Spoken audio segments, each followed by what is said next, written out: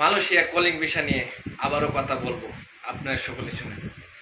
বর্তমানে মালয়েশিয়া একটি কলিং ভিসার দাম 6 থেকে 7 লক্ষ 8 লক্ষ টাকা। এটার কারণ হলো আমাদের বাংলাদেশ সরকার, এক হলো সিন্ডিকেটের মাস্টার মাইন্ড বিপি নূর। আসলে এই নূরের কারণে আজকে শ্রমবাজারের এই অবস্থা। আমাদের বাংলাদেশে যারা আছে মধ্যবিত্ত ফ্যামিলির সন্তানরা কিভাবে মালয়েশিয়া আসবে 6 লক্ষ 7 লক্ষ টাকা খরচ করে।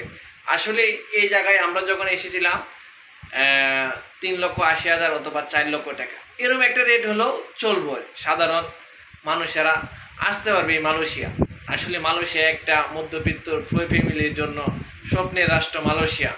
তার জন্যই বলা, আসলে সকলে বলবো দয়া করে কেউ দালালের হাতে টাকা দিবেন না। দেখেন সিন্ডিকেট বাজারটা কত দূর যায়, আজকে এই জন্যই আপনাদের জন্য।